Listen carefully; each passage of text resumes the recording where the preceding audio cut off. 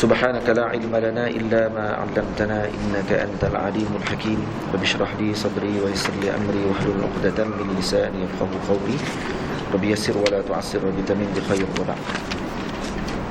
قال المؤلف رحمه الله تعالى ونفعنا بعلومه وعلومكم في الدارين آمين.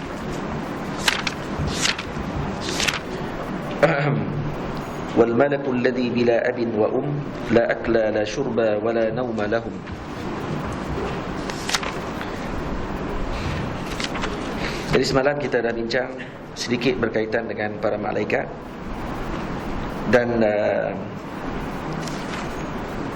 juga kita wajib ketahui ada juga beberapa perkara lagi yang tidak disebut oleh Al-Imam Ahmad Al-Marzuqi dalam kitab dia ni berkaitan dengan Al-Wildan contohnya, dan juga Hurun Ain, bidadari, dan juga kanak-kanak yang akan menjadi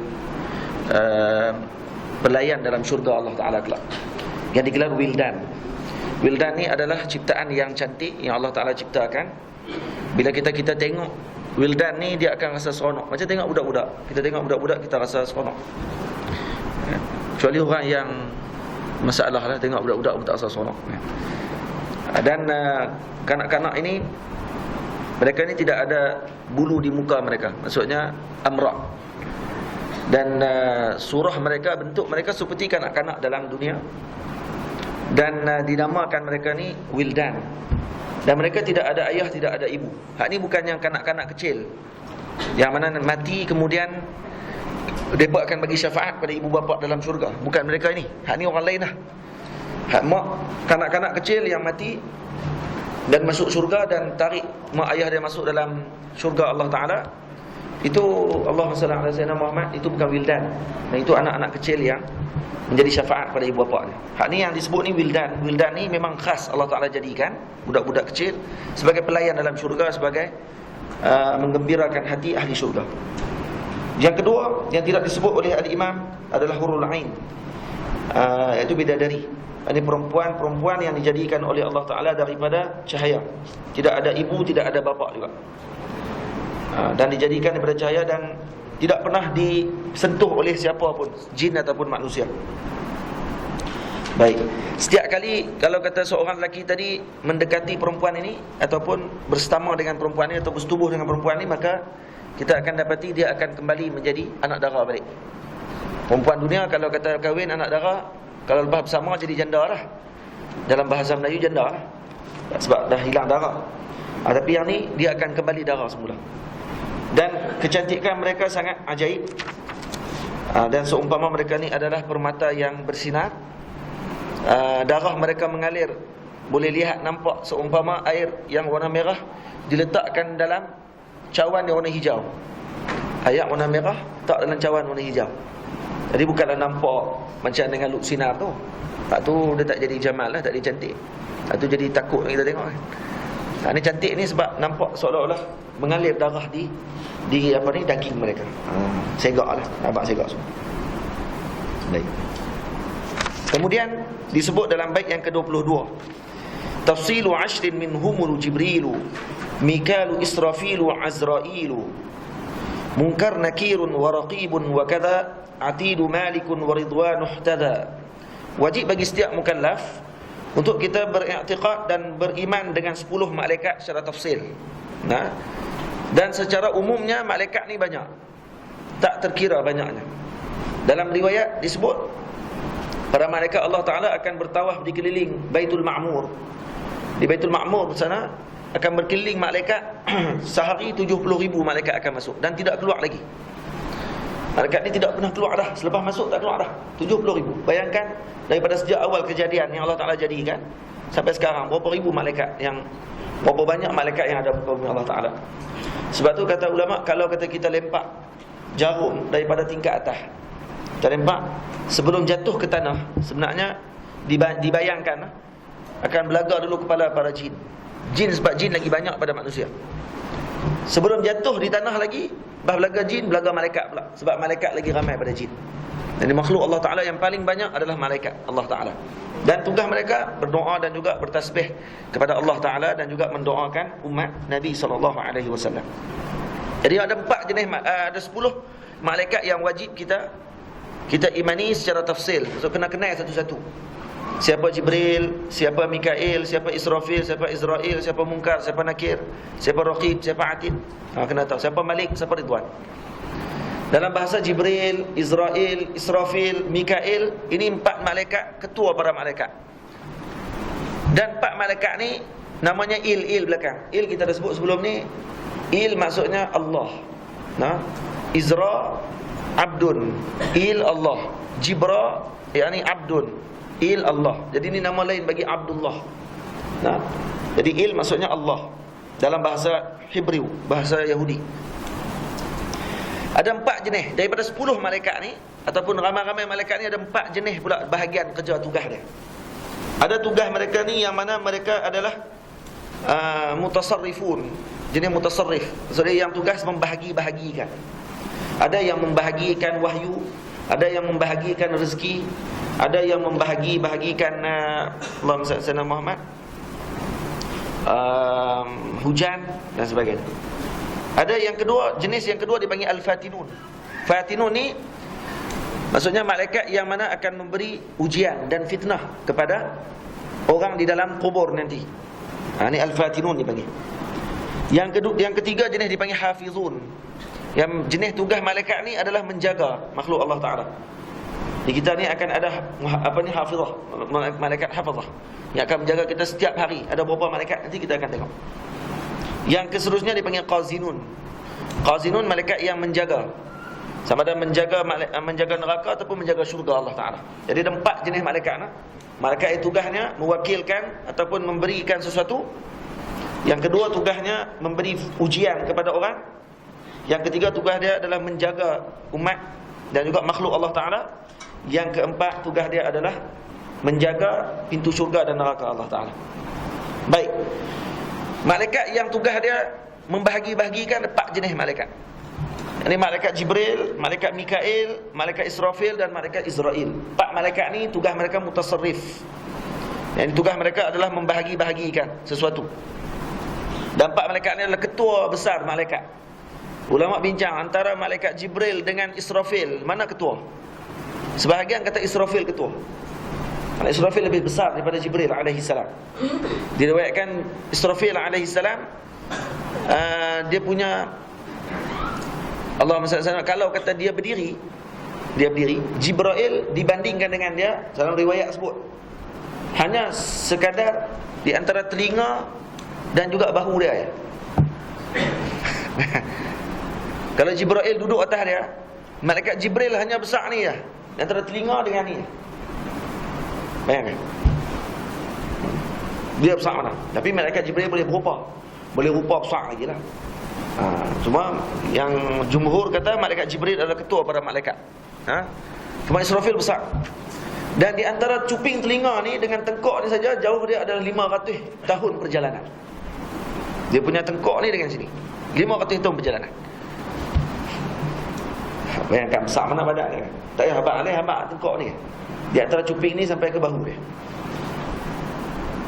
Ini antara makhluk Allah Ta'ala. Kalau maksud dia, kenapa sebut cerita benda-benda besar macam ni? Kenapa cerita tu? Dia Israfil besar ya? Kalau Allah Ta'ala buat turun Israfil satu bukan cakap jentik dunia.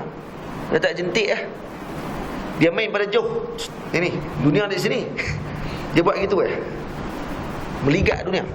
Pusing, keluar habis orang pada dunia. Kata kuat ni. Tu kata baru makhluk Allah Ta'ala. Baru makhluk. Ini Israfil. Baik. Ada 4 malaikat ni, Jibril ataupun Jibril, Mikail, Israfil, Israel. Malaikat Jibril ditugaskan untuk wahyu Allah Ta'ala, menyampaikan wahyu.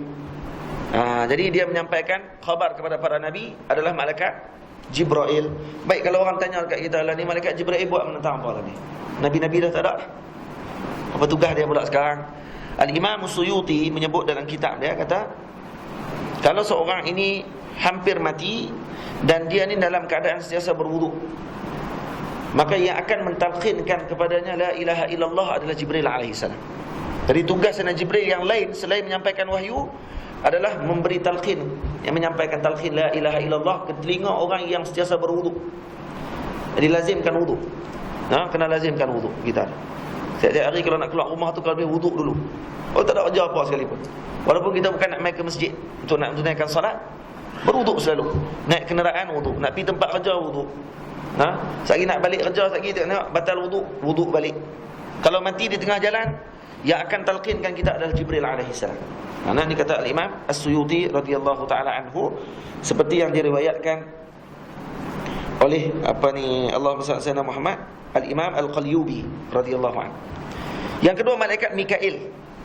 Malaikat Mikail ini diwakilkan untuk menahan dan juga menimbang hujan, kailil amtar. Jadi dia yang akan tentukan hujan akan turun banyak mana, tempat sekian-sekian. Semuanya Allah tentukan. Cuma depa ni tugas depa membuat apa yang Allah dah tentukan. Jadi depa yang akan hujan di sini akan banyak sampai banjir. Maka dia akan buat gitu. Hujan di sini akan menyebabkan tanaman akan jadi subur. Dia akan wakilkan untuk turunkan hujan. Setiap titisan hujan yang turun, semuanya ada malaikat yang pegang hujan tersebut. Dan cuba kita tengok ni rahmat Allah Ta'ala pada hujan. Air hujan di antara satu titik dengan satu titik ni, dia punya jarak dia, yang menyebabkan kalau jatuh tak sakit orang kalau kena. Tidak. Cuba kalau hujan turun dalam bentuk yang satu. Jadi kalau kata gabungkan hujan tadi, jadi air yang macam air bah tu, kemudian turun macam air terjun, tengok, daripada langit. Boleh tak orang nak berjalan? Tak nak berjalan. Naik motor pun tak boleh. Tapi itu Allah Ta'ala rahmat. Dalam bab hujan turun pun rahmat lah. Hujan turun rahmat. Turun pula ada dia punya jarak di antara air hujan dengan air hujan pun jarak semenjak orang tak sakit. Ini rahmat Allah Ta'ala. Betul kena syukur. Betul orang yang mengerti, dia tengok, dia akan syukur pada Allah Ta'ala. Alhamdulillah. Subhanallah.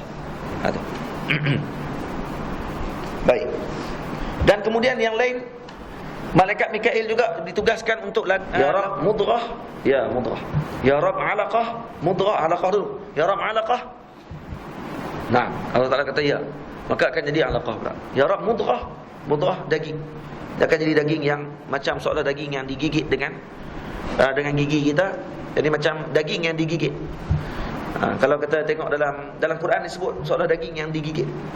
Kalau buka dalam sains, bila dia kaji balik, tengok bila nampak dibesarkan daging tersebut, mudghah tadi, memang nampak macam ada kesan gigitan pada daging tersebut, seolah-olah begitu.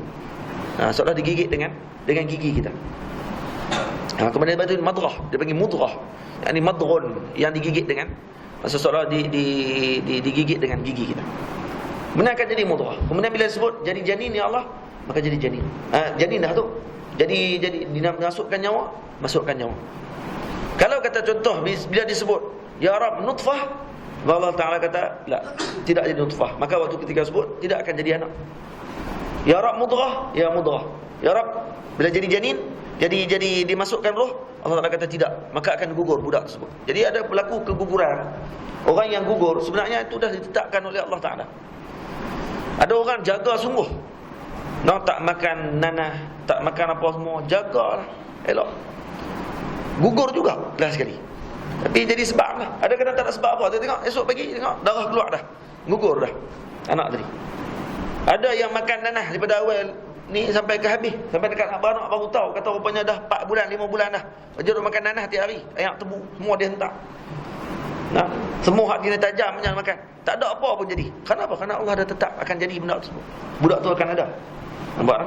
Tapi kena ambil juga lah sebab. Jangan kata ni semua Allah Ta'ala tentukan. Jadi kalau makan nanah pun, kalau Allah Ta'ala nak bagi hidup, hidup. Dah kena ambil juga lah sebab pun. Orang tua-tua beritahu jangan nak makan, ni kena makan lah. Kalau tidak gitu, pakat terjun dalam kandang harimau. Kalau Allah Ta'ala tak bagi mati, tak mati kita. Itu pizu negara, terjun dalam ayak tu. Betul lah abang berenang dengan harimau. Betul kata kalau Allah Ta'ala tak bagi mati, tak mati kita hari ni. Betul lah. Dia nak terjun bawah. Tak nak kerja. Baik.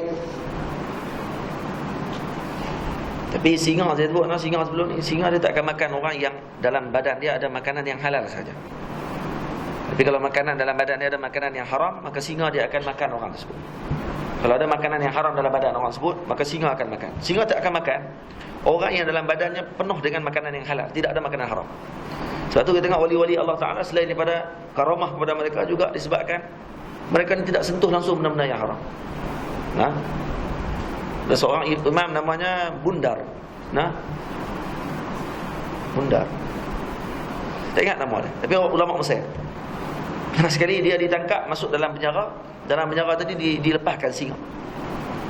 Singa main dekat dia, orang ramai tengok ni. Semua pakat tengok. Bukan penjara ni, di Colosseum. Colosseum tu tempat di Iskandariah. Nah, di Iskandariah ada Colosseum, tempat gladiator tu. Maka dilepaskan dia di tengah-tengah tu untuk diseksa dan dimakan oleh singa. Orang ramai pakat tengok dia. Maka singa dilepaskan, singa tu datang dekat dia. Kemudian singa buat apa? Singa main jilat dia. Jilat dia, jilat muka dia. Lepas tu belah. Masa mula-mula tu singa tu buat apa? Singa tu keliling dia, keliling. Lepas tu singa tu jilat. Masa keliling muka dia relax, buat tak tahu. Dia buat tak tahu. Masa singa tu jilat, baru muka dia jadi berubah. Selepas keluar pada tempat sebut, orang tanya. Orang terkejut tengok, masya-Allah ni hebat ni. Tak boleh buat main ni lelaki ni. Bila keluar maka orang tanya kepada dia, wahai imam, kenapa yang mula-mula singa tu lalu ke depan kamu tu, kamu buat tak tahu? Kamu relax kan, kami tengok tenang. Tapi bila singa jilat muka kamu, baru waktu tu kamu jadi kejut. Macam fikir benda sesuatu. Maka dia kata, aku dah fikir waktu tu. Ayat liok singa ni najis ke tidak? Tu dia fikir. Tu dia fikir, bukannya dia fikir masalah singa tu nak tokak dia apa. Dia fikir ayat liok singa ni najis ke tidak? Termasuk tak dengan najis macam dengan anjing dan sebagainya, ataupun binatang, sebab dia tidak boleh dimakan. Binatang yang tidak boleh dimakan, adakah air liur dia najis ataupun tidak? Tu dia bincang dulu. Tu dia fikir dalam otak dia. Insya-Allah. Ini imam-imam dulu nah. Al-Imam Ahmad Ibn Hanbal pun dah berlaku begitu. Imam Ahmad pernah singa dan pernah dilempar juga singa dalam penjara dia. Kemudian singa berkeliling, dikeliling dia, kemudian singa naik di atas bahu dia, tak tangan atas bahu macam seorang lelaki yang berdiri. Tak tangan begitu. Kemudian dia cium kaki Al-Imam Ahmad radhiyallahu taala. Cium kaki Imam Ahmad, kemudian singa tu belah. Singa tu pergi. Nampak tak? Hormat kepada alim ulama. Kita kalau nak tengok makan haram tresor tangan tengok langganang singa. Bapak pernah tengok singa makan macam mana? Allahuakbar. Saya tengok depan mata di Mesir. Di Mesir kita boleh tengok singa dekat-dekat. Di sini tengok singa jauh-jauh. Mak jangan buat macam tu lah. Pergi kat mama.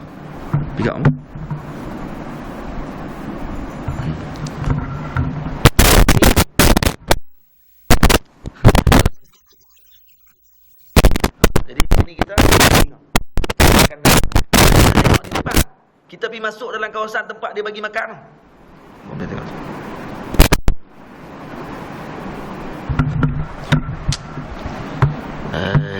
Kena marah ni. Tak boleh macam tu. Bibi kat mama. Dia angkat tak? Angkat tak apa?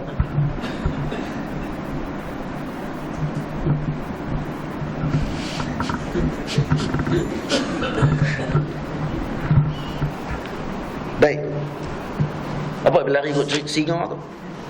Nampak kata ni lah takdir Allah Ta'ala. Baik, masuk pada bab balik. Israfil, malaikat Israfil. Israfil tugas dia apa dia? Ditugaskan untuk Lauh Mahfuz. Dan juga ditugaskan untuk meniup sangkakala.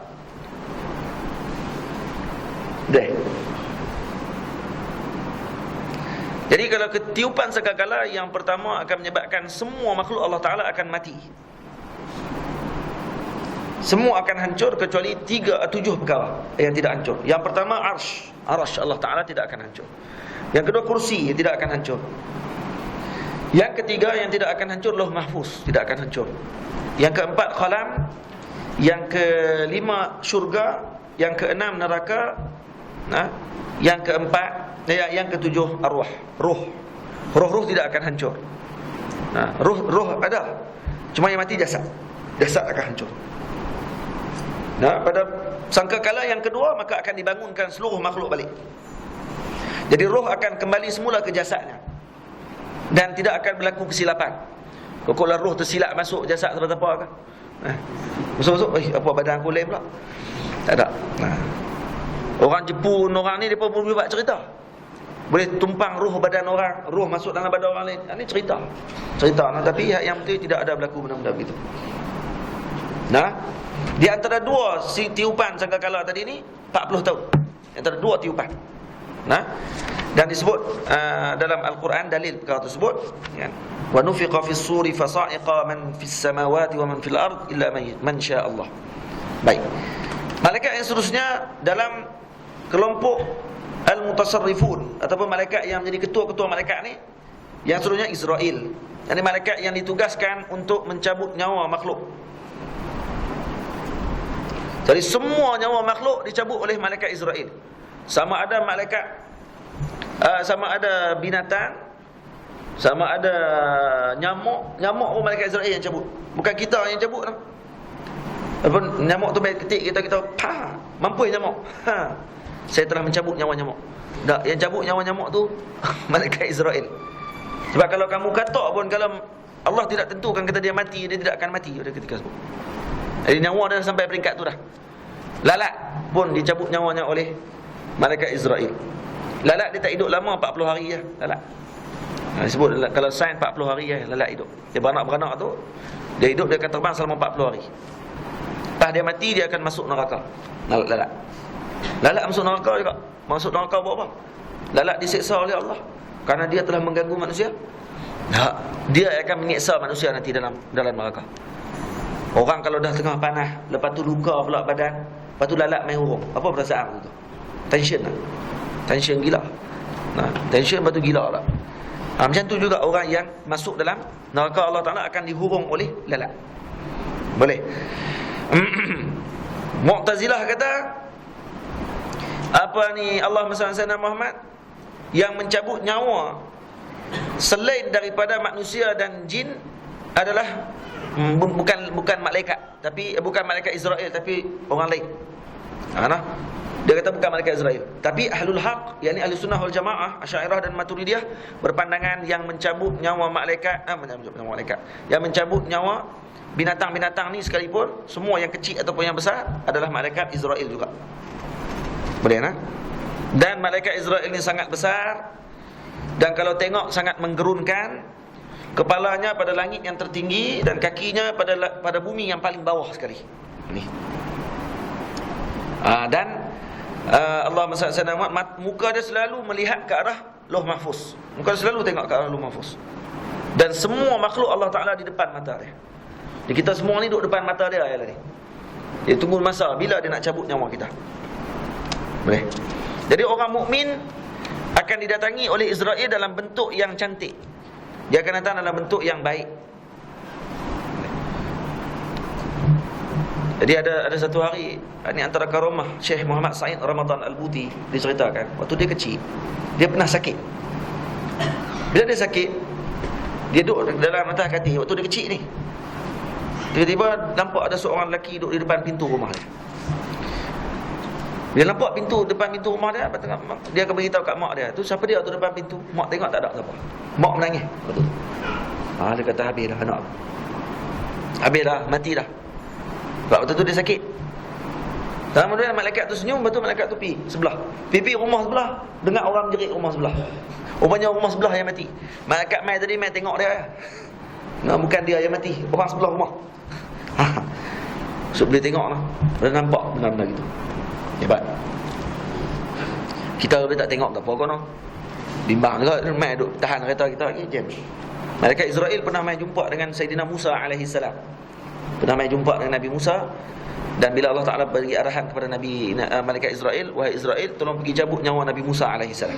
Maka malaikat Israel turun ke bumi dan kemudian ketuk pintu rumah Nabi Musa alaihi salam. Dan Nabi Musa buka pintu, terus dia kata, "Ati' rabbak", taat perintah Tuhan kamu. Nabi Musa terkejut. Siapa dia ni? Mai terus taat perintah Tuhan, dia buang ke dalam lumbuk sepi. Hadis sahih, serta ni sahih. Ditumbuk oleh Nabi Musa, keluar biji mata terus. Kuat gila Nabi Musa. Bertemu balik dengan Allah. Ya Allah, kamu hantar aku dekat orang yang tak mau mati, ya Allah. Dia tak mau mati. So Allah Ta'ala kata, pergi bagi tahu elok-elok kepada dia. Kalau dia nak hidup lagi, suruh dia pegang di belakang badan, ala dhahri saw. Pegang di belakang badan lembu jantan. Sebanyak mana bulu lembu yang ada di bawah tapak tangan dia, maka sebanyak tu umur dia akan ditambah. Kalau ada satu bulu, akan tambah 1 tahun. 2 bulu, 2 tahun. 3 bulu, 3 tahun. Berbulu-bulu, bertahun-tahun lah, kan? Kalau kata dia tak tangan di belakang lembu jantan tadi. Bila turun, malaikat Israel pun kata, wahai Musa, Tuhanmu kata, Kalau kamu nak hidup lebih panjang, kamu letak tangan kamu di belakang lembu jantan. Baru waktu tu Sayyidina Musa AS tahu, kata ni yang datang ni malaikat Israel. Maka dia kata, aku lebih suka untuk bertemu dengan Tuhanku daripada hidup di muka bumi Allah Ta'ala. Maka dia cabut nyawa Sayyidina Musa AS pada ketika tersebut. Nampak tak? Jadi ada malaikat yang datang dalam bentuk begitu. Jadi kita kalau nak buh nama anak pun buh nama elok-elok. Buh nama Israel pula. Buh nama Israel. Kalau Jibril tak apa lagi. Mikael okey lagi. Buh nama Israel tu. Lagi anak dia balik rumah, ketuk-ketuk pintu. Mak tanya, siapa dia tu? Israel. Fikir 2 kali nak buka, tak buka. Anak aku bukan Israel betul ni main. Tak pasal-pasal. Jadi buh nama bagi jelas elok. Tak ada masalah nah, buh nama malaikat. Cuma ada sebagian ulama kata makruh buh nama malaikat ni. Makruh. Tapi buh tak ada masalah. Cuma buh nama yang ni, buh mungkar nakir pula lagi. Nama anak mungkar. Saya ada dalam Quran kata. Nama ada dalam Quran. Nak buh nama. Itu buh nama Firaun. Firaun buh dalam Quran. Al-Fatinun isnan. Dan kelompok kedua malaikat yang jenis Fatinun. Yang jenis bagi ujian kepada makhluk. Ada 2 malaikat yang akan bagi ujian kepada makhluk dalam kubur nanti, iaitu malaikat Munkar dan Nakir. Malaikat Munkar dan Nakir disebut oleh ulama bentuknya adalah berwarna hitam. 2 malaikat yang hitam, dan bumi ini akan dibelah. Kadang-kadang membelah bumi disebabkan dengan gigi mereka yang sangat besar dan tajam, dan mempunyai rambut yang panjang sampai ni melayuk sampai ke bawah. Kalau dia berjalan ni nampak rambut panjang sampai ke bawah. Dan mata mereka adalah seumpama kalbarqil qatif, seumpama kilat yang memancar. Maksud mata yang sangat tajam. Ini diriwayatkan oleh isbat dalam riwayat Imam Al-Baihaqi. Ini riwayat Imam Baihaqi dan juga dalam Syu'abil Iman, dan juga dalam Musannaf Ibn Abdul Razzaq, dan juga Tahzibul Athar Imam At-Tabari. Dan juga Al-Imam Lalaka'i dalam kitab Tahzib I'tiqad Ahli Sunnah wal Jamaah. Ini bukannya dicerita saja, ni ada riwayat. Nak kata mata macam ni, rambut dia panjang sampai ke bawah. Ini bukan cerita bohong-bohong. Mana boleh kita cerita benda kita tak nak tengok. Mereka ada riwayat pada hadis Nabi SAW. Dan kedua mereka ini, malaikat Munkar dan Nakir ni, ada di tangan mereka belantan daripada besi. Kalau kata seluruh makhluk Allah Ta'ala berkumpul untuk mengangkat belantan tadi, semua tidak akan mampu. Kalau kumpul daripada awal kejadian sampai akhir kejadian, untuk nak angkat belantan tu tak akan mampu. Berat. Tapi dia boleh angkat sebelah tangan. Tak besar suruh. Maksudnya kalau dia pukul bukit, hancur bukit dengan belantan tu. Dan malaikat Munkar dan Nakir inilah yang ditugaskan untuk bertanya kepada, menanyakan jin dan manusia. Jin pun kena tanya juga dalam kubur. Jadi ada yang akan ditanya dengan banyak soalan. Macam soalan waktu kita pergi baca talqin tu lah. Ada yang ditanya dengan semua soalan tu. Ada yang tanya dengan 3 soalan saja. Ada yang tanya dengan 2 soalan. Ada yang tanya dengan 1 soalan saja. Ada yang tidak ditanya. Ada yang hanya datang untuk malaikat Munkar Nakir mai tengok dia. Mai tengok, senyum, balik. Waktu ya. Ada gitu. Dia tanya, kenapa tak tanya? Aku hanya datang untuk lihat orang yang cintakan Rasulullah SAW. Satu ya. Dia tanya. Ada yang Munkar dan Nakir datang kemudian tanya, kamu kenal ada lelaki ni? Maka dikeluarkan satu gambaran seorang lelaki. Maka orang ni akan jawab, ini adalah Rasulullah SAW. Maka malaikat dia kata, kamu selamat. Terus malaikat tu balik. Satu ya. Ada tanya dulu, semayang ke tak? Semayang. Cukup. Habis. Ada yang dia tanya malaikat. Kan? Bukan malaikat tanya, dia tanya malaikat. Ada yang dia bagi nasihat kat malaikat pula. Seperti Sayyidina Umar radhiyallahu ta'ala anhu, diriwayatkan bahawa Allahumma salli ala Muhammad, Sayyidina Ali karramallahu wajhah pernah mendengar apa yang disoalkan oleh malaikat Munkar dan Nakir pada Sayyidina Umar. Dia jangan heran benda ni karamah. Benda ni amrun qadiqul adah. Maksudnya bukan benda mustahil. Kita dengar orang ditanya dalam kubur, tak mustahil lah. Benda biasa. Ada seorang lelaki yang disebut dalam kitab, tak silap saya, Syiar A'lam Nubala. Ada kisah seorang ulama yang mana dia ceritakan pernah lalu di satu kampung. Di kampung tersebut setiap malam akan dengar bunyi nahiqu al-himar. Maksud dia bunyi himar bunyi. Bunyi himar macam mana? Malah nak bunyi kan, huduh. Bunyi paling huduh di muka bumi, suara paling huduh himar. Jadi dengar bunyi himar setiap malam.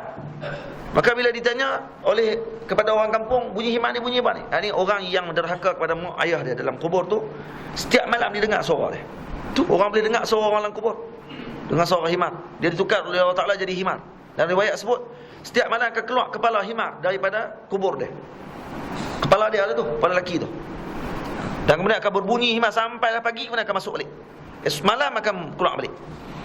Jadi gitu. Ini jaga. Dengan mak ayah kita kena jaga. Jangan derhaka. Takut jadi himar nanti. Dah lapangnya himar dah. Masuk kubur jadi himar pula. Tak kacau. Baik, jadi Sayyidina Ali dengar apa yang ditanya oleh makan Munkar dan Nakir kepada Sayyidina Umar. Dia tak heran, jangan heran. Apa dia yang berlaku? Bila mana malaikat Munkar dan Nakir datang, Sayyidina Ali kata, aku dengar Sayyidina Umar yang kata. Bukan Munkar Nakir mula dulu. Sayyidina Umar yang kata, wahai Munkar dan Nakir, aku ni adalah sahabat Nabi SAW. Kalau boleh lepas ni jangan datang lagi dengan muka macam ni, dia kata. Muka garang sangat. Mai muka elok sikit, muka senyum sikit. Kepada mukmin datang dengan muka yang cantik, muka yang ceria. Aku ni sahabat Nabi. Aku pun gerun tengok muka kamu, kata. Apatah lagi umat yang akan datang. Tengok Sayyidina Umar. Sayyidina Umar duduk dalam kubur pun masih fikir umat akan datang. Kecuali Syiah yang bengong dengan kutuk Sayyidina Umar. Kemudian lepas kata gitu, malaikat Munkar Nakir kata apa? Sam'an wa ta'atan. Kami dengar dan kami taat, wahai Amirul Mukminin. Assalamualaikum. Lepas tu balik tu. Bukan malaikat tanya, dia yang kata kat malaikat. Dia pula pesan kat malaikat. Pada Sayyidina Ali kata apa? Rahmat Allah Ta'ala kepada Sayyidina Umar, hidup dan mati dia beri manfaat pada seluruh orang mukmin. Dia hidup pun bagi manfaat, dia mati pun bagi manfaat pada orang mukmin. Ni kata hebat. Kita sudah buat kemas lah. Muka Nakir nanti, lepas tu buat pergi. Saya nak tegak sikit. Tegak kepala otak lah. Sudah tegak lah. Tak ada nak tegak. Muka Nakir. Ya. Baik, kalau orang mati ramai-ramai macam mana pula? Adakah akan ditanya dalam satu masa? Ada seronok mati ramai-ramai. Tanya ramai-ramai, sembunyi belakang. Man rabbuka? Mati. Jawab. Ingat dalam kelas ke? Cikgu tanya ramai-ramai, lepas tu hak duduk belakang pakai tak jawab. Bunyi suara hak jawab hak depan, hak cerdik jawab. Allahu Rabbi. Ay Rabbuna Allah. Jawab gitu. Hak belakang lega. Ingat Mr. Bean lah. Mr. Bean boleh lah. Dalam sana tak boleh. Takkan berlaku benda begitu. Sehingga dia kan memang akan ditanya, semua akan ditanya. Ni di dunia ni berapa hari, dalam satu hari berapa orang yang mati? Ramai. Dan malaikat Munkar dan Nakir bukanlah macam kita. Bukan macam manusia hak jenis. Hari ni banyak appointment ni. Sini nak kena pergi, sini nak tu. Dia kaluk ni. Sini mati. Lagi tension kat tengah jalan. Malah tanya. Hamid tanya. Aku tak larat tanya. Adakah malaikat macam tu? Malaikat takkan letih. Dan dia akan tanya. Sebagai riwayat kata, malaikat Munkar dan Nakir ni dia ada awan. Dia ni ketua paling tinggi, presiden. Hak bawah dia punya ahli tentang kuasa tu ramai. Ada kata gitu. Yang mereka ni juga akan ditugaskan untuk bertanya. Ada riwayat kata setiap orang ada Munkar dan Nakir dia. Yang akan datang dalam kubur dia akan bertanya. Dan setiap orang tadi akan ditanya sebagai riwayat atau tanya dalam bahasa Arab. Tak, jangan bimbang. Kita tak pernah mengaji, tak perlu masuk kursus bahasa Arab. Tak tahu tanya bahasa Arab. Jadi kena reti bahasa Arab, masuk kursus. Pergi ke Mesir, ambil markas bahasa. Mata-mata tujuannya untuk menjawab ni soalan dalam kubur. Yang akan jawab nanti amalan kita, bukan bahasa kita. Kalau gitu Abu Lahab, Abu Jahal semua boleh jawab. Sebab mereka lagi sakan bahasa Arab mereka. Mereka pun tak boleh jawab walaupun berbahasa Arab. Yang jawab amalan, bukan kita punya bahasa. Kamu perti tak erti bahasa Arab sekalipun, tapi kalau kamu ahli ibadah, kamu orang yang diberi rahmat oleh Allah Ta'ala, kamu akan boleh jawab dengan bimbang. Ada riwayat kata malaikat akan tanya dengan bahasa masing-masing. Jadi kalau Munkar dan Nakir mai pada orang Kedah, tanya orang Kedah. Tuhan hang siapa? Tanya gitu, lebih kurang. Allah. Ada riwayat kata gitu mai orang KL, siapakah Tuhan kamu? Sikit.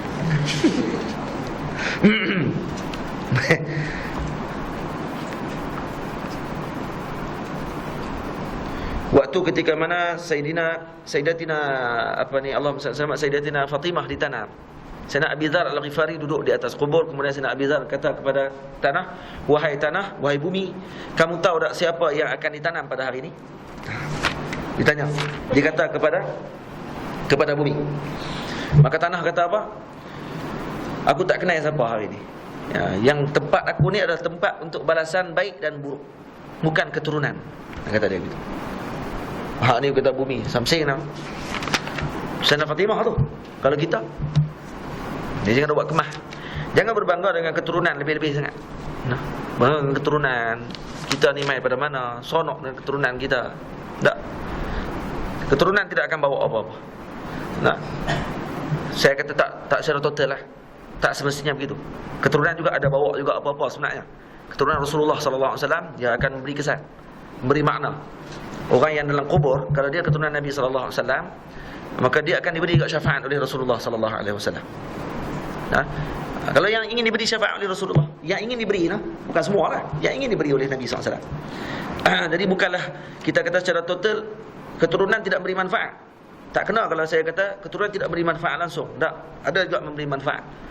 Nah, sebab Nabi sebut dalam hadis kan, kullu nasabin wa sabab, kullu sababin wa nasabin yanqati'u. Setiap sebab dan juga nasab akan terputus melainkan sebab dan nasabku, kata Nabi sallallahu alaihi wasallam. Maksudnya katakan Nabi sebut saja kalau tidak akan manfaat apa-apa. Cuma lebih baik lagi kalau dia keturunan Nabi sallallahu alaihi wasallam, dia keturunan yang baik-baik, kemudian dia juga berakhlak dan juga beramal dengan akhlak yang baik. Maka itu akan lebih menyelamatkan dia daripada siksa Allah Subhanahu wa taala. Baik. Dan kemudian seterusnya malaikat yang mana ditugaskan untuk menjaga, al-hafizun. Ini malaikat yang ditugaskan untuk menjaga. Jadi malaikat yang menjaga ni, ada yang menjaga makhluk Allah Ta'ala daripada kemudaratan. Dan yang kedua yang menjaga makhluk Allah Ta'ala daripada yang menjaga setiap perkataan, perbuatan, percakapan, penglihatan dan sebagainya, dia akan tengok benda tu. Jadi yang hafizun, yang pertama ada 10 pada waktu siang, 10 pada waktu malam. Ada 10 malaikat yang akan datang pada waktu malam, 10 akan datang pada waktu siang. Jadi berapa orang? 20 malaikat akan jaga kita pada setiap hari. Dia akan shift 10 siang, 10 malam. 10 ni di mana? Depan, belakang, atas, bawah, kiri, kanan. Dia akan jaga. Jadi setiap bahagian ni akan ada malaikat yang duduk di depan kita. Malaikat ni akan melihat dan juga menjaga kita. Dan 10 lagi waktu malam lagi, bila masuk maghrib, masuk turun malaikat baru pula. Mana malaikat ni akan naik. Nampak? Hal ni malaikat yang menjaga daripada mudarat. Sebab tu kadang-kadang ada anak-anak kecil yang mana jatuh daripada tempat tinggi, dia tengok tak ada apa, kerana dijaga oleh malaikat tersebut. Tapi kalau tengok jatuh juga dia pecah kepala, tu maksudnya bukan tidak dijaga, tapi dah sampai ajal dia dalam keadaan begitu. Dah diletakkan dah macam tu ajal dia. Dan kita duk kata, oh macam dia ni malaikat tak jaga. Lepas tu aksiden kereta tu putus kepala. Dah sampai ajal dia macam tu waktu ketika tu. Nah, yang kedua malaikat yang ditugaskan untuk menulis. Menulis amalan kita. Ini pun termasuk hafizun juga. Malaikat yang menjaga. Ataupun digelar sebagai raqib dan atid. Sebagian ulama kata tak, nama dia pun sama aja sebenarnya. Dua-dua raqib atid. Dia ni pun raqib, dia ni pun atid, dia ni pun raqib, dia ni pun atid. Bukan nama dia, tugas dia. Tugas dia. Dan malaikat yang pertama ditugaskan untuk menulis baik. Malaikat kedua ditugaskan untuk menulis benda yang jahat. Bila mana kita buat jahat, malaikat yang pertama ni akan kata, malaikat yang tulis baik ni, dia kata tunggu dulu, jangan tulis lagi. Selepas 6 jam baru kamu tulis. Kalau dia selepas 6 jam tidak bertaubat lagi pada Allah, baru kamu tulis. Tapi tulis satu saja kejahatan. Kita buat benda baik, maka malaikat ni akan tulis 10 kebaikan. Tengok rahmat Allah Ta'ala. Buat jahat satu, tak tulis lagi. Selepas 6 jam baru ditulis. Selepas 6 jam baru ditulis kejahatan tersebut. Kalau kata tak taubat, akan ditulis. Kalau bertaubat, tidak akan ditulis. Akan digantikan dengan baik. Hak baik pula akan tulis satu. Tu hebat ni. Boleh faham? Jadi nak suruh kita ni bersyukur dengan nikmat Allah Ta'ala. Bukan nak suruh kata, oh lepas ni seronok buat maksiat, sebab tak tulis lagi dalam 6 jam tu. Jadi kita buat maksiat dulu sebelum cukup 6 jam. Ni set jam nak siap dah. Tengok titik bunyi. Oh lagi sejam lagi. Boleh taubat. Astagfirullahalazim. Atau main-main lah. Atau dia main-main. Ni payah kita ni kalau reti kita jadi main-main lagi. Baik kita tak reti pada awal lah. Sebenarnya tahu tak benar ni 6 jam ni. Ada yang tak tahu. Bila tak tahu dia kata dia takut nak buat maksiat. Tapi bila dah tahu dia kata lepas ni boleh buat maksiat. Kalau pikat gitu jaga-jaga. Takut mati tak ada 6 jam tu. Mati sebelum tempat taubat. Dia kata lagi satu taubat lagi. Dah 5 jam lagi taubat lah. Ada baki lagi setengah jam ke 5 minit ke macam nak buka puasa tu baru kita taubat. Jadi buat maksiat, lepas tu lagi dekat 5 minit 6 minit sebelum habis 6 jam baru taubat. Ni main-main. Takut mati sebelum tu, sebelum tempat taubat. Jadi macam mana? Dan jaga-jaga. Yang mengambil rendah, mengambil enteng terhadap dosa-dosa kecil ni, dibimbangi dosa tu nanti akan ditukar oleh Allah Ta'ala jadi dosa besar. Dosa kecil jangan main-main. Baik. Dan malaikat tulis dengan apa? Tulis dengan kertas. Dia ada kertas dia ada alat tulisan dia. Dia akan tulis. Yang disebut dalam kitab ni. Banyak lagi ni sebut ni tapi kita nak cepat. Tak ada. Memang tak ada pun. Tapi ada 2 hari lagi Ada 2 hari lagi insya-Allah. Dan kemudian malaikat yang seterusnya dipanggil malaikat al-hafizun. Hafizun dah sebut. Malaikat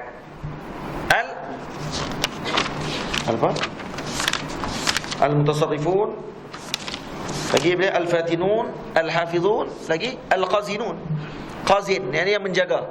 Ada 2 malaikat yang menjaga. Yang ini menjaga neraka dan menjaga syurga. Yang menjaga syurga Ridwan namanya. Yang menjaga neraka namanya Malik. Malaikat Malik. Dan Malik ditugaskan untuk menjaga neraka yang 7. Dan ada bersama dengan malaikat Malik adalah Zabaniyah. Zabaniyah mereka ni ada 19 orang. Boleh sebut orang kepada malaikat. 19 malaikat lah. Dah orang ni dalam bahasa 19 orang malaikat. Maksudnya 19 malaikat yang akan dipanggil Zabaniyah. Dan setiap Zabaniyah daripada 19 ketua, dia semuanya nama Zabaniyah. Dan setiap daripada Zabaniyah ni ada tentera yang tidak terkira ramai. Ni malaikat Zabaniyah ni lah nanti pada hari akhirat nanti yang akan tarik orang-orang yang menderhakakan Allah Ta'ala, akan tarik dan sepak masuk neraka. Sepak tu. Ada yang tarik kepala ujung, kemudian ditolak, kepala tu akan ni masuk neraka. Ni sagak dahi-dahi ni. Ni kata. Tarik ubun-ubun. Ubun-ubun ditarik, kemudian ditolak, sagak dahi tu masuk neraka. Hina. Tapi yang akan masuk syurga Allah Ta'ala, malaikat Ridwan dan juga malaikat-malaikat yang ditugaskan untuk menjaga syurga akan menyambut dengan sambutan yang sangat memberangsangkan. Sonok lah. Jadi macam kita pergi hotel, kita nama dah ada dalam list. Nak pergi makan ni. Kita masuk tengok nama dia. Ada. Sila. Layan elok. Masuk. Tapi kalau cuba tak dilayan, masuk penjara. Dah. Silalah masuk. Ada tolak masuk itu ya. Jadi dia dihormati lah. Ini di neraka Allah Ta'ala. Ini kena jaga elok. Dan Allahumma salli ala sayyidina Muhammad, neraka ni ada 7 neraka. Ada neraka dipanggil neraka Jahannam, neraka Ladha, neraka Hutamah, neraka Sa'ir, neraka Saqar, neraka Jahim dan neraka Hawiyah. Neraka Jahannam ni untuk orang-orang yang beriman tapi dia melakukan dosa. Ini dipanggil neraka Jahannam. Yang kedua dipanggil neraka Ladha. Neraka Ladha ni untuk Yahudi. Orang Yahudi masuk neraka Ladha. Ada neraka yang dipanggil Hutamah. Hutamah untuk Nasrani. Neraka Sa'ir ni untuk Sabi'in. Sabi'in ni orang-orang firqah daripada Yahudi juga. Puak Yahudi yang mereka ni lebih teruk lagi daripada puak Yahudi. Mereka sembah lembu. Anak lembu. Jadi anak lembu yang tak cukup sebulan tu mereka akan sembah anak lembu tu. Ni puak Sabi'in. Sembah bintang pun sembah. Bintang pun sembah, lembu pun sembah. Yang keseluruhnya neraka Saqar. Neraka Saqar ni untuk Majusi, penyembah api. Menyembah api ni inilah ni zaman lah sembah api lah. Mana-mana agama yang sembah api termasuk Majusi, maka akan masuk neraka Saqar. Neraka Jahim. Ini untuk orang-orang yang menyembah berhala. Yang seterusnya neraka Hawiyah, ini untuk munafikin. Dan ini adalah neraka yang paling bawah sekali. Neraka Hawiyah. Neraka Hawiyah yang paling bawah. Dia lebih bawah daripada orang kafir lagi. Ini kepada orang-orang yang munafik. Itu dia. Yang seterusnya malaikat Ridwan. Malaikat Ridwan ditugaskan untuk menjaga syurga, dan dia adalah ketua penjaga syurga. Ada banyak pintu dalam syurga. Ada 8 pintu. Pintu syahadatain, pintu solat, pintu puasa, pintu rayyan, puasa, pintu zakat, pintu haji, pintu amar ma'ruf nahi munkar, pintu silah, pintu orang yang menyambung silaturahim, pintu jihad fi sabilillah. Jadi siapa yang buat ketujuh-tujuh benda ni dalam sehari semalam, maka dia akan dipilih, boleh pilih untuk masuk mana-mana pintu pun. Ada satu amalan, salah satu amalan yang mana dibuat, kalau kita buat maka kita boleh pilih untuk masuk mana pintu pun, iaitu kita selepas berwuduk, dengan wuduk yang baik, kemudian kita doa selepas wuduk. Kita doa hak wuduk tu kan, macam mana? Doa wuduk. Allahumma ja'alni minat tawabin, kan? Ja'alni minal mutatahhirin, wa ja'alni min ibadikas salihin. Baca doa tu. Lepas baca doa tu, enggak tak khilaf kan baca doa, maka akan dibuka, kata Nabi SAW dalam hadis, akan dibuka ke 88 pintu tersebut, dan dia boleh pilih mana satu dia nak masuk. Ini kepada orang yang berwuduk. Maka kalau lepas wuduk, baca doa. Nampak? Dan syurga Allah Ta'ala ni macam mana? Syurga Allah Ta'ala disebut oleh alim ulama, dalam riwayat hadis sebut, kata dia ni mutajawirah. Mutajawir, dia bukannya syurga dia macam bangunan, dia bukannya naik gitu. Dia bukan naik macam tu. Dia mutajawirah. Mutajawirah ni maksudnya dia berhampir-hampir. Surga yang pertama, kedua, ketiga, keempat, kelima, keenam, ketujuh. Dia naik, dia makin naik tinggi. Dia macam bukit. Dan yang paling tinggi di atas sekali adalah rumah Nabi SAW. Kenapa dia letak yang paling tinggi sekali? Karena semua orang boleh tengok Nabi daripada di mana tempat dia duduk pun dia boleh tengok rumah Rasulullah SAW. Nampak? Ini syurga. Jadi kata Syekhuna Jamal Faruq radhiyallahu taala, Syekh Jamal kata dia bentuk dia macam bukit. Jadi ada yang syurga yang bawah sekali, dia duduk di bawah lereng yang bawah, dan naik atas sikit sampai atas. Atau bentuk dia begitu. Tapi tak boleh nak bayanglah macam mana cantik dia. Jangan duk bayang macam lereng bukit kita duk pergi tanam pokok getah tu. Tu cantik mana tambah kan, pusing naik. Macam ni orang punya syurga. Syurga bukan macam tu orang. Mala ainun ra'at wala udhun sami'at wala khatara ala qalbi bashar. Tak boleh nak bayang. Cuma dia naik begitu. Dan di atas sekali rumah Rasulullah SAW. Ada orang yang mana dilawat oleh Rasulullah setiap hari. Setiap hari Nabi akan lawat dia. Ada orang dilawat oleh Nabi SAW pada setiap hari Jumaat saja dalam syurga. Ada orang yang dia bersama dengan Rasulullah setiap masa. Di mana dia pergi pun Rasulullah ada sekali. Ada begitu. Dan masing-masing akan rasa. Masing-masing dia akan rasa masing-masing.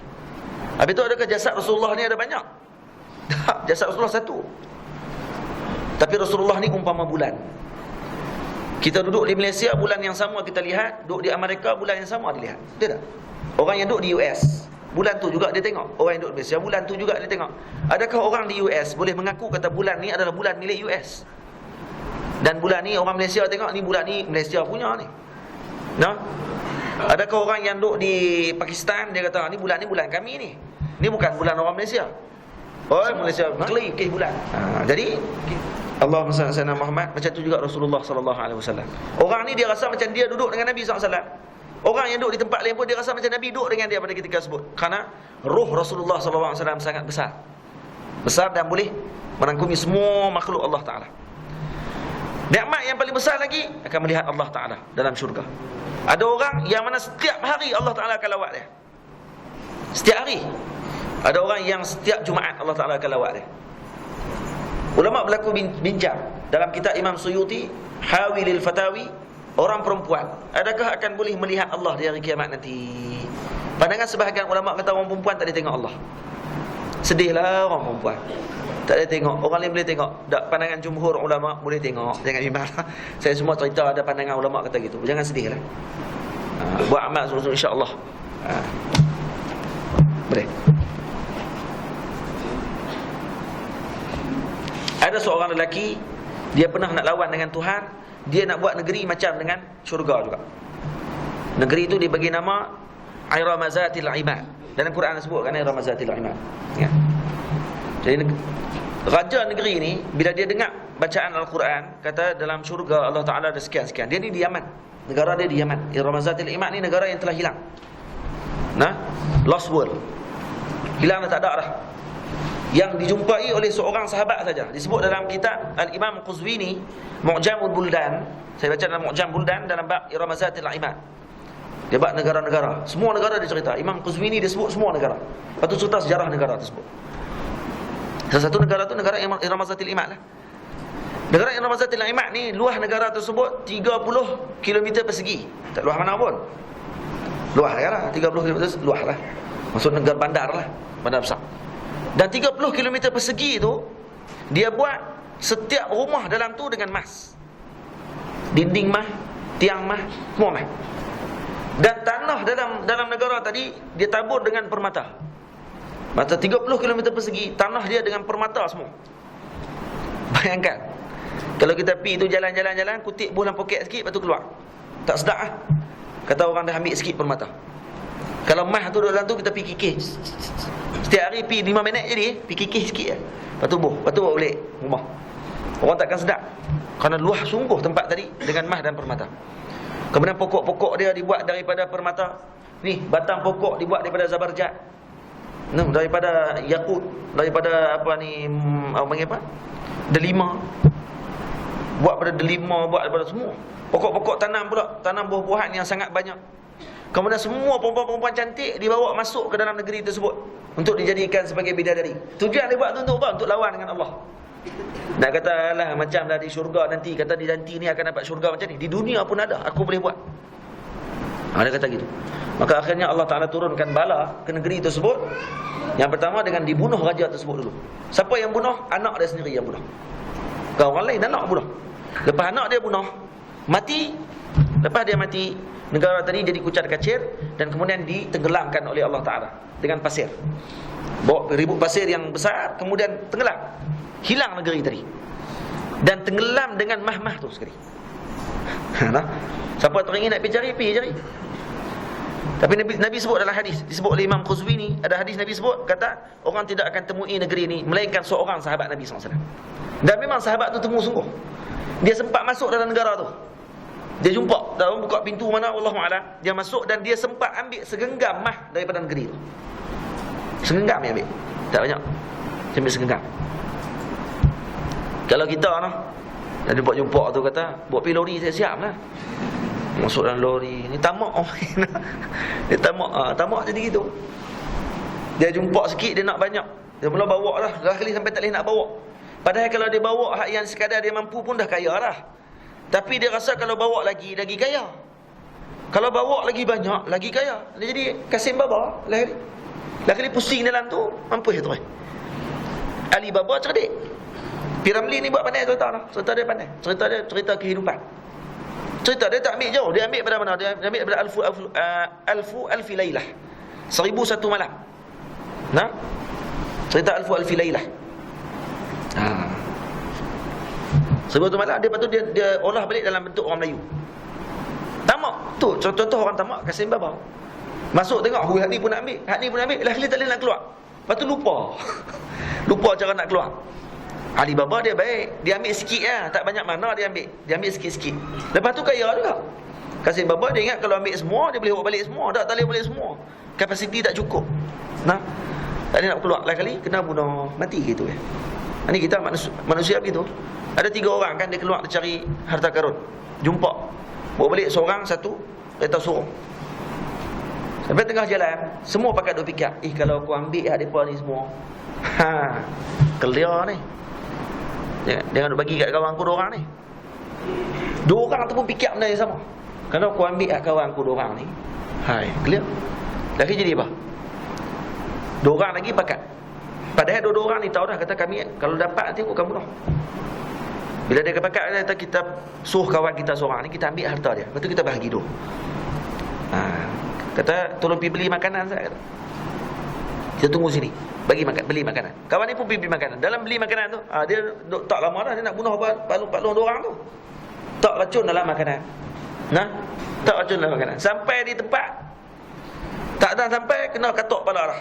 Mati kawan ni. Lepas ni pun seronok. Dapat dah hak kita duk kata tu dah. Dapat hak kawan kita ni, kita nak bahagi. Sebelum bahagi, makan dulu. Tak apa makan, mampus 2 orang tu. Lagi siapa yang dapat? Orang lain yang ketiga pula main lepas tu. Tak tengok mampu dah 3 orang. Kes apa? Kes tu ya. Kes mah. Ini kita kena jaga elok. Macam tu di dunia. Kes tanah kecil dia pun berkelahi adik-beradik. Kes kebun derian dia pun. Derian setahun sekali nak ambil. Kelahi. Kawan ni pergi dulu. Pergi sampai 3 kali. Bagilah orang lain pergi sama. Berebut derian. Derian dia pun. Berapa ringgit derian? Kalau 18 ringgit pun kurang-kurang boleh beli lagi. Bukan 18 juta. Tak? Tapi berkelahi. Kelih buat getah. Kelih bab dunia. Lepas tu kalau kita dengar cerita-cerita balik, dengar cerita wali-wali Allah Ta'ala, insya-Allah kita tak akan buat benda-benda gitu. Ni kita pesan kat diri kita nah. Lepas tu adik-beradik kena rapat daripada kecil. Kena baik dah. Memang rapat ustaz, tapi jadi juga benda-benda gitu. Kenapa? Kerana tidak ada didikan. Tak ada motivasi dalam agama tu, tak ada. Tak fikir langsung tentang akhirat. Fikir selalu benda-benda gitu. Nah. Baik. Syurga ada 7 juga. Ada syurga Jalal, ada syurga Salam, Darussalam, ada Jannatul Ma'wa, ada Jannatul Quldi, ada Jannatul Na'im, ada Jannatul Firdaus, ada Jannatul Adnin. Nah, semua syurga ni insya-Allah tak bercerita lah. Setiap syurga ni dia ada dia punya kelebihan dia. Ada syurga Jalal dibuat daripada permata putih, lu'lu'ah bayda ataupun mutiara. Dia punya binaan dia daripada mutiara. Syurga Darussalam dibuat daripada yaqutati hamra, yakni daripada delima, batu delima. Jannatul Ma'wa daripada zabarjatil khadra, daripada batu jet warna hijau. Kalau Jannatul Quldi daripada marjan asfar, daripada batu warna kuning, batu kuning. Kalau Jannatul Na'im dibuat daripada fiddatu bayda, daripada perak yang berwarna putih. Jannatul Firdaus daripada zahabu ahmar, daripada emas. Jannatul Firdaus. Jannatul Adnin daripada durratu bayda, juga daripada mutiara putih. Nah. Ni. Tadi lu'lu'ah tu mutiara permata putih. Durratu bayda ni buat daripada mutiara putih. Jadi Jannah Al-Jalal, Darul Jalal dibuat daripada permata putih. Jannatul Adnin dibuat daripada mutiara putih. Itu kalau bangunan dia. Dia punya asal kejadian dia. Nah. Kemudian dia punya orang panggil apa, batu bata dalam dia daripada emas. Tak tahu tak nak bayar. Tak nak bayar. Macam mana nikmat dalam syurga Allah Taala nanti. Betul. Habis. Moga Allah Taala jaga kita daripada neraka. Na'udzubillahi minan nar. Amin. Wa min azabin nar. Nas'aluhu an yadkhulana daral abrar ma'al muttaqin al-akhyar bi jiwarin nabiyil mukhtar alaihi minallahi ta'ala afdhalus salatu wassalam walhamdulillahi rabbil alamin. Amin ya rabb. Jadi mata Allah habis kita bab malaikat dan juga bab syurga. Nah, malaikat yang menjaga syurga dan sebagainya. Kemudian kita masuk bab yang seterusnya, bab kutubus samawiyah. InsyaAllah esok kita akan bincang bab kutubus samawiyah, kitab-kitab yang diutuskan Allah Ta'ala. Semalam ada makcik tanya kat saya berkenaan dengan Nabi Sulaiman. Katanya yang diganti oleh iblis selama 40 hari, syaitan. Ada saya buka dalam tafsir, ada cerita benda tersebut. Memang ada. Dan sebab saya tak tahu. Jadi hari ini baru tahu. Terima kasih ya. Mana bagi saya tengok balik kitab. Dalam kitab disebutkan riwayat cerita panjang berkenaan dengan Nabi Sulaiman, berkenaan ayat dalam surah Sa'. Walaqad fatanna Sulaiman wa alqaina ala kursiyyihi jasadan thumma anaba. Jadi ayat tersebut, ayat 34 surah Sa', cerita dia berkenaan dengan ada yang menggantikan Nabi Sulaiman. Dan semalam saya sebut, kata cerita ni berkaitan dengan anak Nabi Sulaiman tu, yang kata beranak setengah. Ya, ada riwayat tu juga. Katanya ayat ni adalah berkaitan dengan kisah yang saya sebut semalam. Riwayat yang pertama, ni riwayat yang masih tanya semalam lah, berkaitan dengan Nabi Sulaiman diganti oleh iblis, syaitan selama 40 hari. Kisah dia macam mana? Nabi Sulaiman alaihi salam, Allah Ta'ala bagi kelebihan kepada dia dengan boleh terbang. Ya. Dia boleh terbang dengan angin. Jadi dia dengar ada satu negara, yang mana negara ni seorang raja yang sangat zalim kepada rakyat dia. Tapi tak ada orang boleh sampai ke negara tersebut. Sama ada naik dengan sama ada jalan darat pun tak boleh sampai, jalan laut pun tak boleh sampai. Payah nak sampai ke negara tadi. Maka Nabi Sulaiman ada kelebihan dengan angin. Maka Nabi Sulaiman dan tentera-tenteranya, dengan angin tersebut, arahan Nabi Sulaiman kepada angin, menerbangkan tentera Nabi Sulaiman, jin dan manusia, sampai ke negara tersebut. Jadi yang berperang dengan Nabi Sulaiman bawa tentera bukan manusia saja, jin sekali. Jin-jin pun datang sekali ke negara tadi dan berjaya bunuh raja tadi, dan dia berjaya tawan anak perempuan raja tersebut. Nah, anak perempuan tadi nama apa? Ya, nama dia nama dia Jaradah. Jaradah ni anak perempuan kepada raja tadi. Kemudian Nabi Sulaiman tengok cantik perempuan ni, kemudian dia minta untuk masuk Islam dan akhirnya menjadi isteri, salah seorang daripada isteri Nabi Sulaiman. Isteri Nabi Sulaiman ramai, ada satu orang isteri. Jaradah ni sedih. Ini salah seorang daripada isteri dia. Dan dia sangat. Lagi Nabi Sulaiman tanya, kenapa yang sedih? Nabi Sulaiman tanya, ayat mata mengalir setiap hari. Maka perempuan ni jawab, inna abi azkurahu wa azkura mulkahu wa ma kana fihi wa ma asabahu fayahzunani dhalik. Aku teringat dengan ayahku, aku teringat dengan kerajaan ayahku, dan juga apa-apa yang ada di negara aku dulu. Kata aku jadi sedih, dia kata, bila aku teringat balik dia dibunuh dan sebagainya. Maka Nabi Sulaiman kata, faqad abdalaki Allahu bihi mulkan huwa a'zamu min mulki. Allah Ta'ala dah gantikan kepada kamu dengan kerajaan yang lebih besar daripada kerajaan ayah kamu yang duduk dengan aku. Wa sultanan huwa a'zamu min sultanihi, dan kekuasaan yang lebih kuat daripada kuasa ayah kamu dulu. Wa hadaka lil islami wa huwa khairun min dzalika kullihi, dan Allah Ta'ala telah beri kamu hidayah masuk Islam, yang itu lebih baik daripada seluruhnya. Tapi dia kata, aku tetap teringat juga. Maka Nabi Sulaiman pun dia kata, kalau boleh tak kalau kata kamu arahkan kepada syaitan untuk mereka berupa dengan rupa ayah aku setiap hari mai berupa dalam bentuk rupa ayah aku. Jadi mai tengok, jadi aku kurang-kurang hilanglah rindu ke ayah aku, kata gitu. Maka Nabi Sulaiman pun arahkan syaitan untuk berupa dengan rupa ayah pada perempuan ni, Jaradah ni. Maka setiap hari syaitan akan datang dalam rupa ayah tadi. Maka waktu tu gembira sedikit hati isteri Nabi Sulaiman, Jaradah ni. Dan kemudian tak lama kemudian Nabi Sulaiman tak tahu rupanya apa yang dilakukan oleh isteri dia ni. Sehingga satu peringkat dia buat pula ni sanam. Dia buat berhala tu, berhala ayah dia.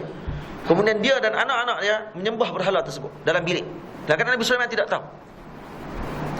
Ini yang menjadi masalah. Jadi Sayyidina Asif ibni Barqiyah, menteri Nabi Sulaiman yang kita cerita semalam, menteri yang soleh, wali Allah Ta'ala, dia jumpa dan dia rasa pelik, dan di sana ada benda pelik, dia kata.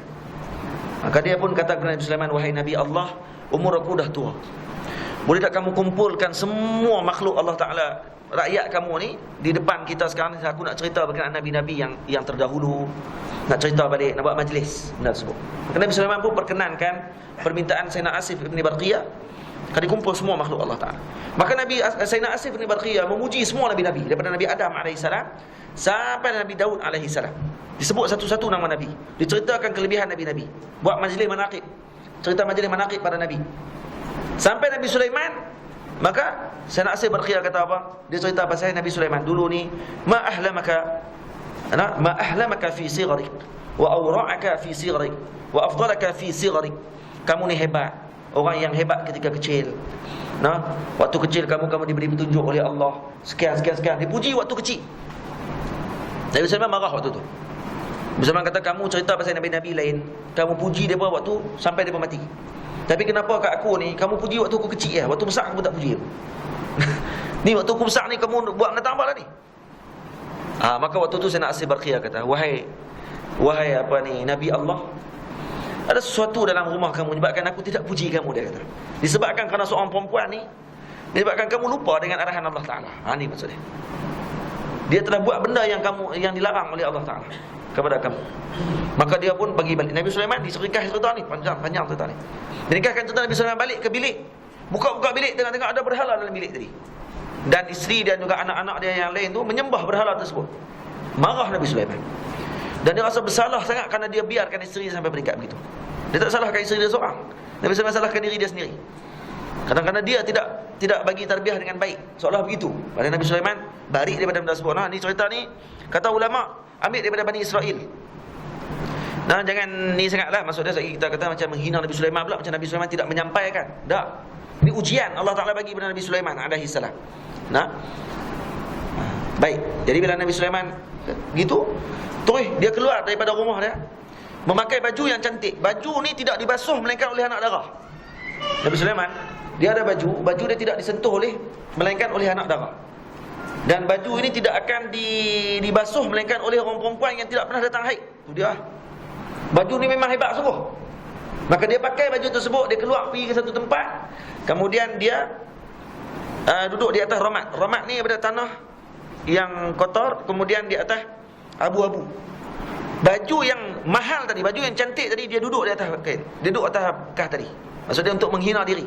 Kemudian dia bertaubat pada Allah Ta'ala dan beristighfar, mohon ampun pada Allah di atas kelalaian yang dia lakukan. Dalam kisah ni lah, soalan bagi Nabi Sulaiman, soalan ni adalah kelalaian bagi dia. Nabi-Nabi maksum lah, maksum daripada dosa. Jadi bila begitu, dan selepas dia balik ke tempat dia, Nabi Sulaiman, dia ada cincin. Cincin ini adalah lambang kekuasaan Nabi Sulaiman AS. Kalau cincin ni hilang, maka akan hilang kekuasaan Nabi Sulaiman. Soalan begitu.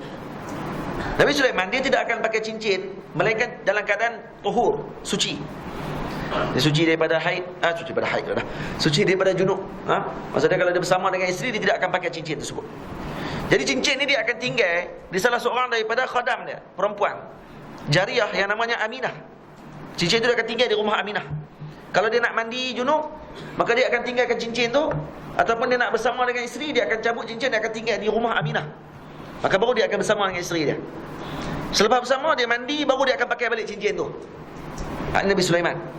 Satu hari bila mana dia nak mandi junub, Nabi Sulaiman cabut cincin ni, letak di rumah Aminah. Maka ketika sebut datang iblis syaitan daripada laut. Nama syaitan ni Sakhar. Syaitan ni nama Sakhar.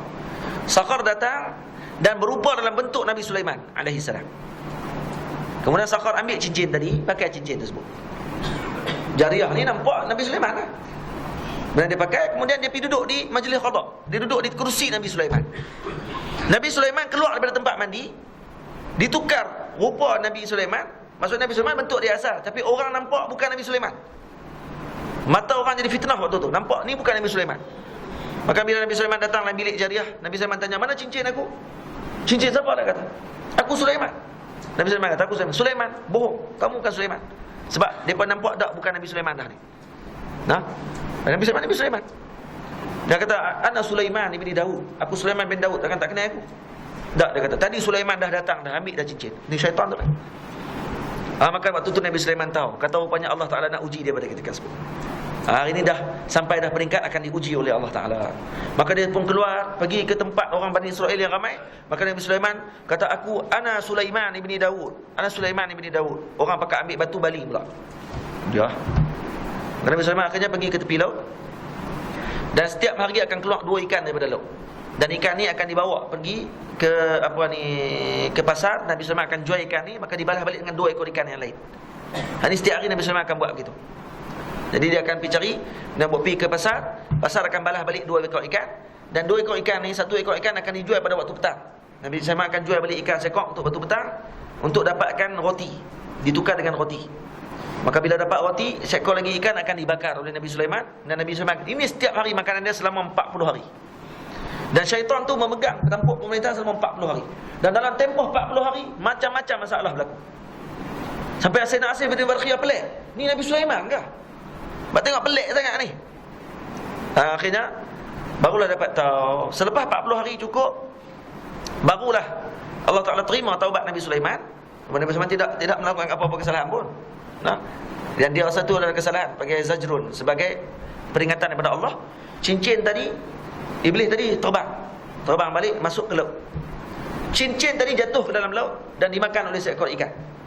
Ikan tadi ditangkap. Nabi Sulaiman bawa main macam biasa, ambil 2 ekor ikan, kemudian pergi bagi. Ikan tu ditangkap oleh tu hak yang nak bagi ikan balik kat Nabi Sulaiman lagi. 2 ekor ikan. Dan bila dapat ikan 2 ekor tu, Nabi Sulaiman petangnya pergi akan jual seekor ikan dah untuk dapatkan roti. Yang jadi cerita, tak jual ikan yang dalam perut ikan tu ada cincin. Maka bila bagi ikan seekor lagi dapat roti, petang tu bila dia nak basak ikan tersebut, nak bakar ikan tersebut, dia kerak perut, keluar cincin. Maka Nabi Sulaiman alaihi salam syukur pada Allah Ta'ala kerana dah selamat daripada bala tersebut. Maka bila dia pakai balik cincin, waktu itulah binatang dan juga binatang buah, burung dan sebagainya, orang-orang ramai pun pakat mai kepada Nabi Sulaiman pada ketika tersebut. Jadi kembali semula kekuasaan Nabi Allah Sulaiman alaihissalam. Akhir zaman nanti akan datang balik cincin Nabi Sulaiman. Seekor binatang yang akan keluar daripada bumi. Yang binatang ni boleh bercakap. Yang di tangannya ada tongkat Sayyidina Musa alaihissalam dan cincin Nabi Sulaiman alaihissalam. Cincin ni akan disapu di muka seorang yang kalau dia ni ahli ibadah, maka dia akan sapu di muka orang ni, maka orang ni akan jadi putih, berseri, dan akan masuk syurga Allah Ta'ala. Manakala tongkat ni pula akan dipukul orang-orang yang maksiat, dan juga orang yang menentang Allah Subhanahu Wa Ta'ala akan dipukul dan kemudian akan jadi hitam legam. Nanti masuk di kalangan ahli neraka. Cincin itu akan dibawa oleh binatang. Binatang ni boleh bercakap. Akhir datang, wallahu a'lam. Tak tahu binatang ni bentuknya macam mana. Akan keluar daripada bumi binatang tersebut. Dipanggil dabbatul ard. Dan binatang yang keluar daripada bumi. Itu cerita dia. Cerita dia panjang cerita dia. Cerita dia gitu. Maksud dia ada riwayat sebut begitu. Wallahu a'lam. 6.5 dah. Habis. Ada satu soalan, saya jawab pendek. Ada tak? Lepas nak tanya apa? Ya? Yang semalam ayat surah Zumar. Ada pula? Tengok saya baca balik. Surah Zumar.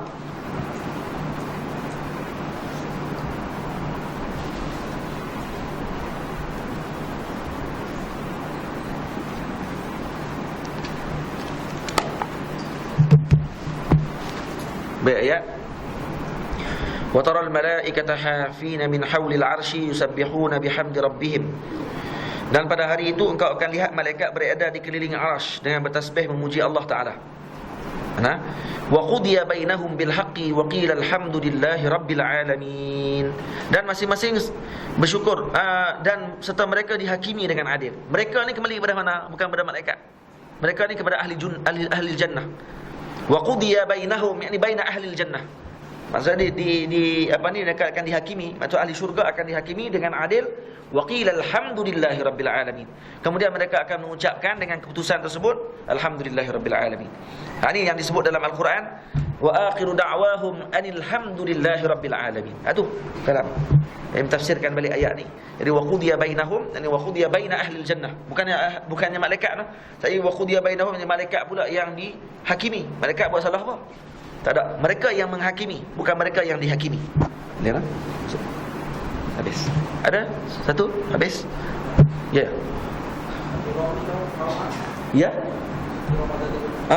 Khilaf di kalangan ulama. Salah satu pandangan yang saya sebut tadi Imam Quzwini. Irabazatul Imad, satu lagi pandangan kaum Ma'ad.